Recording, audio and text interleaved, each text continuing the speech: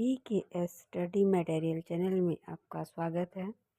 ये है हमारा घटना चक्र की बुक, जिसमें हम पढ़ने जा रहे हैं भारत का भूगोल। ये प्रश्न पत्र हल किए हुए हैं इसमें, जो केंद्रीय एवं राज्य सिविल सेवाओं सेवा परीक्षा के 214 सामान्य अध्ययन प्रश्न पत्रों के अध्यायवार विभाजित है। 1990 से जनवरी 2023 तक के प्रश्न पत्र इसमें शामिल हैं। यूपी PCSC PCS मुख्य परीक्षा सामान्य अध्ययन प्रश्न पत्र भी शामिल है। सामान्य भूगोल, जिसमें भारत का भूगोल, ये सारे टॉपिक इसके अंदर दिए हुए हैं। आज हम पढ़ रहे हैं भारत का भूगोल। इसका पहला टॉपिक है सामान्य परिचय। भारत एशिया महाद्वीप में अवस्थित एक दक्षिण एशियाई देश है। अनियमित चतुष्कोणीय आकृति वाला यह देश हिंद महासागर के उत्तर में अवस्थित है। अक्षांशीय विस्तार के दृष्टिकोण में भारत उत्तरी गोलार्ध में तथा देशांतरीय विस्तार की दृष्टि से पूर्वी गोलार्ध में स्थित है। भारत विश्व में क्षेत्रफल की दृष्टि से 7वां तथा जनसंख्या की दृष्टि से दूसरा चीन के बाद बड़ा है। यानी कि पहले ये, अब वर्तमान में ये भारत देश फर्स्ट स्थान पे हो गया है, लेकिन जनसंख्या के अंदर प्रथम स्थान पे हो गया है। 26 जनवरी 2020 से भारत में 28 राज्य 8 केंद्र शासित प्रदेश हैं। नवीनतम केंद्र शासित प्रदेश दादर और नागर हवेली, दमन और दीव हैं, जिसे 2 केंद्र शासित प्रदेश दादर और नागर हवेली और तथा दमन और दीव को मिलाकर निर्मित किया गया है। इससे पूर्व निर्मित केंद्र शासित प्रदेश जम्मू और कश्मीर,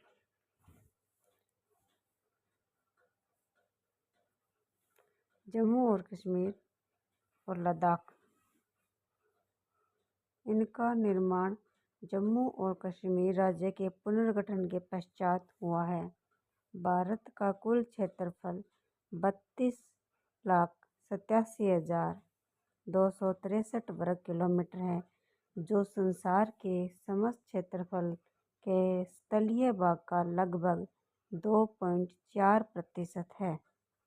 भारत में संपूर्ण विश्व की 17.5% जनसंख्या निवास कर रही है।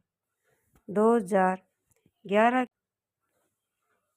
भारत की मुख्य भूमि का विस्तार उत्तर से दक्षिण तक 3214 किलोमीटर और पूर्व से पश्चिम तक 2933 किलोमीटर है। ये हमारा भारत है, जिसके अंदर उत्तर से दक्षिण तो 3214 किलोमीटर है और पूर्व से पश्चिम के बीच में 2933 किलोमीटर है।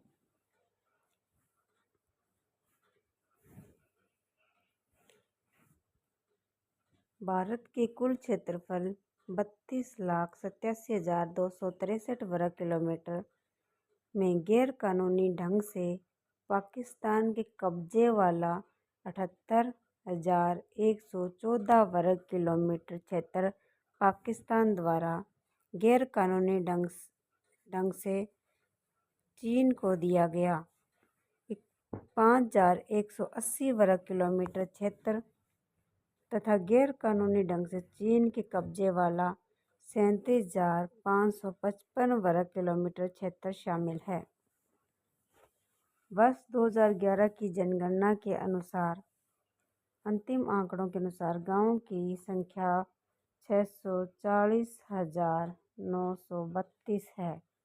यानी कि कि जो भारत का कुल क्षेत्रफल 32,87,263 वर्ग किलोमीटर है और गैर कानूनी ढंग से जो पाकिस्तान के कब्जे वाला है वो 78,114 वर्ग किलोमीटर क्षेत्र पाकिस्तान द्वारा गैर कानूनी ढंग से चीन को दिया गया है वो 5,180 वर्ग किलोमीटर है। यानी कि पाकिस्तान ने चीन को दे दिया है तथा गैर कानूनी ढंग से चीन ने जो कब्जे में वाला है वो 37,555 वर्ग किलोमीटर क्षेत्र शामिल है। आगे अब हमने नोट्स पढ़ लिए। अब प्रश्न पत्र है। पहला प्रश्न है, भारत के संदर्भ में निम्नलिखित कथनों में से कौन सा कथन सही है? भारत विश्व का छठा सबसे बड़ा देश है। हमें केवल सही देखना है, ये तो गलत हो गया क्योंकि विश्व का सबसे बड़ा देश, विश्व का सबसे बड़ा 7वें नंबर पर आता है भारत। संसार का लगभग 2.4% क्षेत्र भारत के अंतर्गत आता है, ये बिल्कुल सही है। कर्क रेखा देश के बीच से गुजरती है जो अक्षांशीय विस्तार को 2 बराबर भागों में बांटती है, ये बिल्कुल सही है। भारत पूरी तरह से उष्णकटिबंधीय क्षेत्र में स्थित है, ये गलत है। तो इसके लिए सही आंसर हुआ 2 और 3। हम इसके बारे में फुल डिटेल से पढ़ लेते हैं। भारत विश्व का 7वां बड़ा देश है, न कि छठा।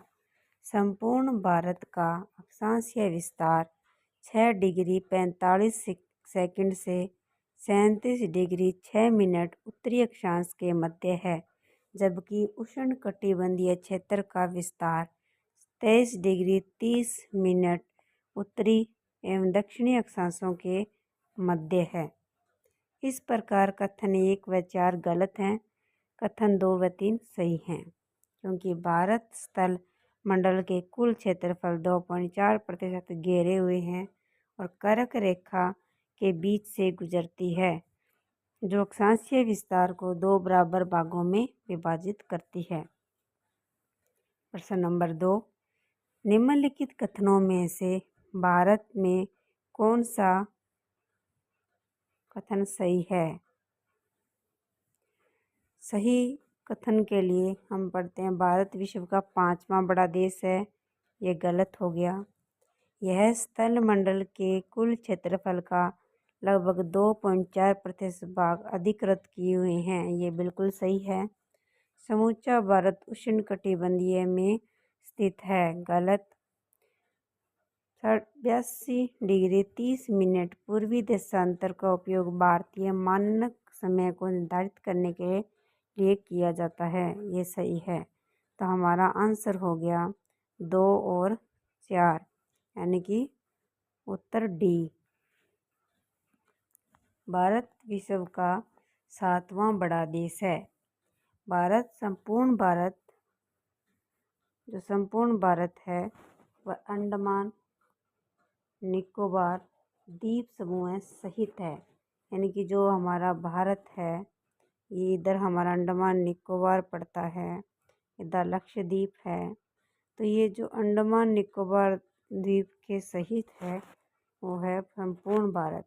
इसका अक्षांशीय विस्तार है 6 डिग्री, यहाँ से 6 डिग्री 45 मिनट से 37 डिग्री 6 मिनट उत्तरी अक्षांश के मध्य है, जबकि उष्णकटिबंधीय क्षेत्र का विस्तार, ये उष्णकटिबंधीय क्षेत्र यहाँ से 23 डिग्री 30 मिनट उत्तरी व दक्षिणी अक्षांशों के मध्य है,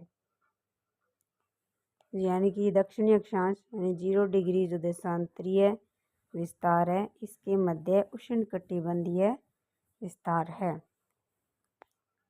इस इधर 0 डिग्री से इधर दक्षिणी अक्षांश आएगा 23.5 डिग्री। इस यहाँ से दक्षिणी अक्षांश 23.5 डिग्री से लेके 23.5 डिग्री उत्तरी अक्षांश के मध्य उष्णकटिबंधीय क्षेत्र होता है। तो एक कथन 1 व 3 गलत हो गया। भारत स्थल मंडल के कुल क्षेत्रफल का 2.4% अधिकृत किए हुए हैं एवं 82 डिग्री 30 मिनट पूर्वी देशांतर का उपयोग भारतीय मानक समय निर्धारित करने के लिए किया जाता है। 2 व 4 कथन सही है। प्रश्न नंबर 3, क्षेत्रफल की दृष्टि से भारत का विश्व के देशों में कौन सा स्थान है? ये हमने पूरी डिटेल से पढ़ लिया है, 7वां स्थान है। भारतवर्ष आकार में विश्व का 7वां सबसे बड़ा देश है। 4 नंबर प्रश्न का आंसर हो गया 4% है, परंतु इसकी संपूर्ण मानव जाति का 17% जनसंख्या है। भारत का क्षेत्रफल 32,87,263 वर्ग किलोमीटर है, जो संसार के समस्त क्षेत्रफल के स्थलीय भाग का लगभग 2.4% है, जबकि भारत में संपूर्ण विश्व की 17.5% है जनसंख्या निवास कर रही है। 6 नंबर प्रश्न है, भारत में लगभग कितने गांव हैं? भारत में लगभग कितने गांव हैं? तो इसके लिए प्रश्न आगे बढ़ते हैं। 5 लाख, 6 लाख, 30,000, 8 लाख, इनमें से कोई नहीं। तो इनमें से कोई नहीं, क्योंकि 6,40,932 है। 932 है, इनमें से कोई नहीं। ये हो गया। 7 नंबर के अंदर प्रश्न है, कौन सा जोड़ा सही नहीं है?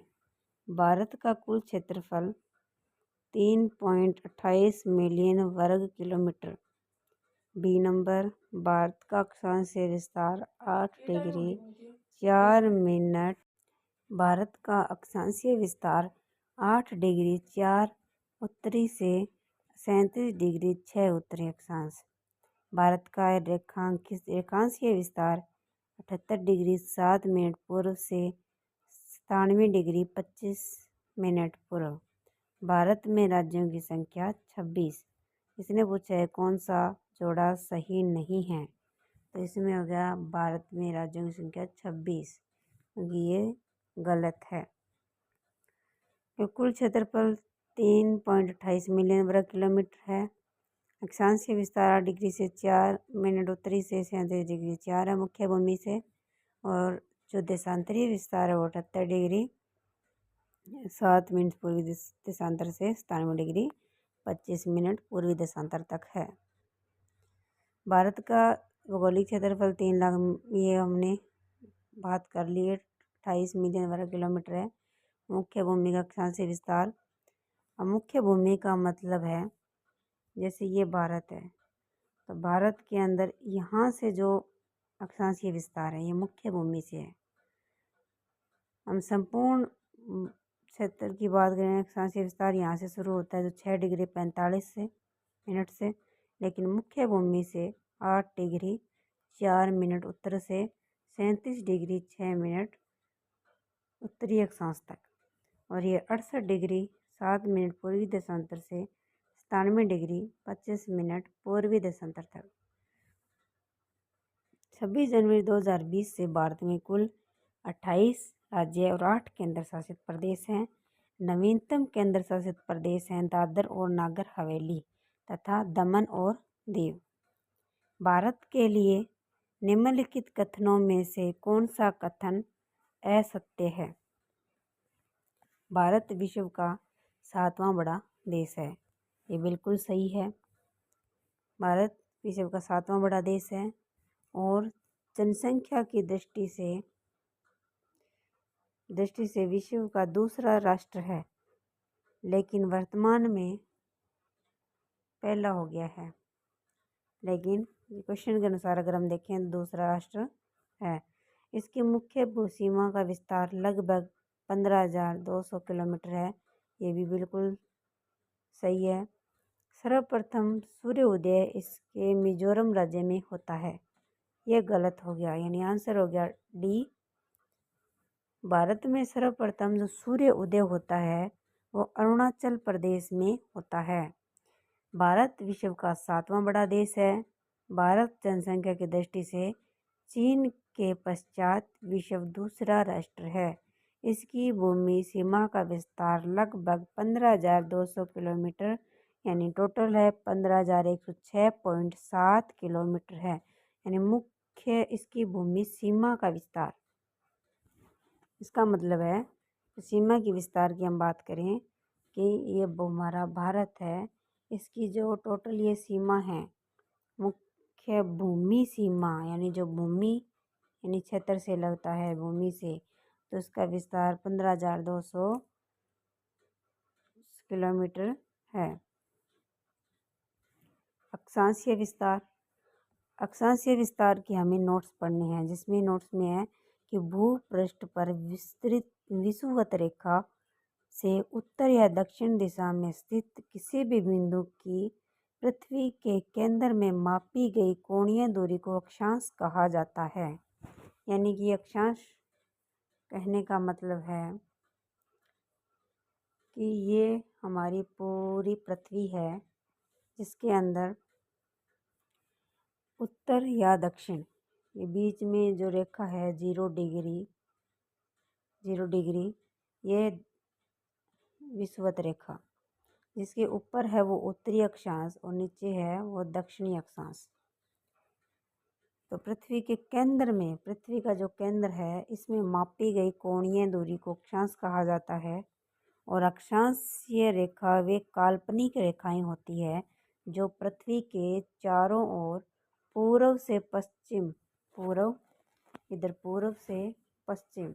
पूर्व से पश्चिम दिशा में विषुवत रेखा के समानांतर खींची जाती है। विषुवत रेखा के समानांतर खींची जाती है।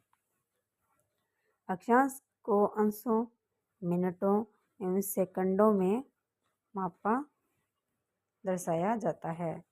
पृथ्वी के 2 बराबर भागों में बांटने वाले 0 डिग्री अक्षांश को भूमध्य रेखा कहा जाता है। ये पृथ्वी की बात करें हम,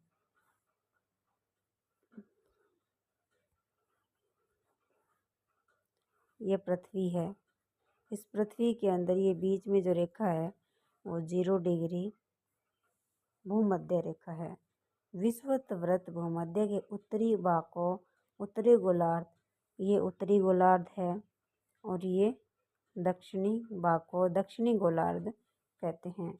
भूमध्य रेखा के जो भूमध्य रेखा है उस भूमध्य रेखा के उत्तर में स्थित अक्षांशीय रेखाओं को उत्तरी अक्षांश रेखाएं और भूमध्य रेखा के दक्षिण में स्थित अक्षांशीय रेखाओं को दक्षिणी अक्षांश कहते हैं। जैसे कि चित्र में दर्शाया गया है, ये उत्तरी गोलार्ध, ये दक्षिणी गोलार्ध, ये 0 डिग्री भूमध्य रेखा।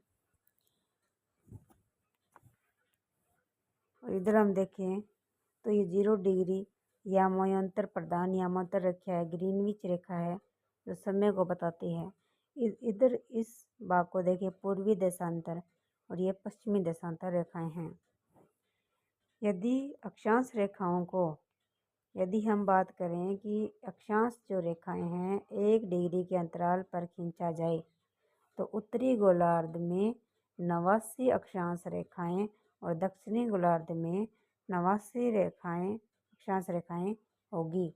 इसी प्रकार विषुवत वृत्त को लेकर अक्षांश रेखाओं की कुल संख्या, विषुवत जो वृत्त है यानी कि ये विषुवत वृत्त को साथ में ले लें हम तो टोटल हो जाते हैं 189 होगी। 2 समानांतर अक्षांश रेखाओं के मध्य की जो दूरी है वो लगभग 111 किलोमीटर होगी। यानी कि टोटल है ये रेखा अक्षांश और ये वाली रेखा, इसके बीच की जो दूरी है वो 111 किलोमीटर होती है। भूपृष्ठ पर जो उत्तरी ध्रुव है ये वाला और एवं दक्षिणी ध्रुव है, इसको मिलाने वाली काल्पनिक रेखा जो पृथ्वी को दो बराबर भागों में बांटती है वो उसको प्रधान व यामांतर रेखा कहा जाता है। यह रेखा लंदन है उस लंदन के ग्रीनविच शहर से होकर गुजरती है। प्रधान यामांतर रेखा को 0 डिग्री देशांतर भी कहा जाता है। प्रधान यामांतर के पूर्व और पश्चिम में उत्तरी ध्रुव एवं दक्षिणी ध्रुव को मिलाने वाली काल्पनिक रेखाओं को देशांतर रेखाएं कहा जाता है। देशांतर रेखाएं समानांतर नहीं होती, यानी कि ये जो पृथ्वी है यहाँ से उत्तरी ध्रुव और दक्षिणी ध्रुव को मिलाने वाली रेखा यामांतर रेखा होती है, और इधर जो इसकी रेखाएं खींची जाती है वो उसके समानांतर नहीं होती, बल्कि इस तरीके से समानांतर नहीं होती, ये ऐसे होती है। तो समानांतर नहीं होती, ध्रुवों से विषुवत रेखा की ओर जो ध्रुव है इस ध्रुव से जो विषुवत रेखा मानी कि विषुवत रेखा, ये वाली रेखा जो विषुवत रेखा है इसकी ओर बढ़ती विषुवत रेखा की ओर बढ़ने पर देशांतर रेखाओं की मध्य की दूरी बढ़ती जाती है।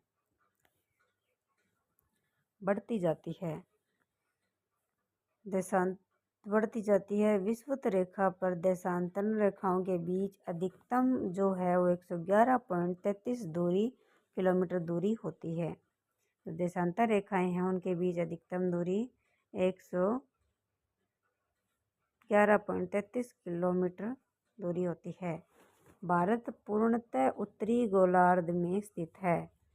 संपूर्ण भारत अक्षांशीय विस्तार 6 डिग्री 45 मिनट उत्तर अक्षांश से 37 डिग्री 6 मिनट उत्तरी अक्षांश के मध्य है। इसकी मुख्य भूमि 8 डिग्री 4 मिनट उत्तरी अक्षांश से 37 डिग्री 6 मिनट उत्तरी अक्षांश एवं 68 डिग्री 7 जो हमने उत्तरी अक्षांश की बात करी कि 6 डिग्री 45 मिनट उत्तरी अक्षांश से 37 डिग्री 6 मिनट उत्तरी अक्षांश के मध्य है, और इसकी मुख्य भूमि है जो मुख्य भूमि का मतलब है कि ये हमारा भारत है।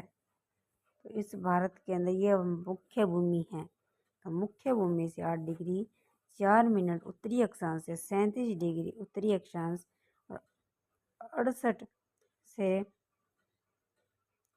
68 डिग्री 7 मिनट पूर्वी देशांतर से 97 डिग्री यानी ये भारत की बात करें तो ये 68 डिग्री से 97 डिग्री 25 मध्य फैली हुई है। उष्णकटिबंधीय क्षेत्र का विस्तार जो उष्णकटिबंधीय 23.5 डिग्री जो रेखा है उत्तरी और दक्षिणी अक्षांशों के मध्य है, यानी कि ये वाला जो क्षेत्र है वो उष्णकटिबंधीय क्षेत्र है। भारत का विस्तार उष्ण और उपोष्ण दोनों कटिबंधों में है, यानी कि ये वाला जो भाग है वो उपोष्ण कटिबंधीय क्षेत्र में आता है। ध्यातव्य है कि निम्न अक्षांश यानी 0 डिग्री से उच्च अक्षांश 90 डिग्री की ओर जाने पर दिन और रात की अवधि में अंतर आता है। कि जैसे जैसे हम जो 0 डिग्री है यहाँ से 90 डिग्री की ओर जाते हैं तो दिन और रात की अवधि में अंतर आता है। उत्तरी गोलार्ध है ये वाला जो उत्तरी गोलार्ध में अक्षांश का प्रभाव दक्षिण से उत्तर की ओर दिन और रात की अवधि पर पड़ता है। अब हम पढ़ लेते हैं प्रश्न। भारत विस्तृत है कितने भाग में विस्तृत है भारत? 37 डिग्री 17 नहीं,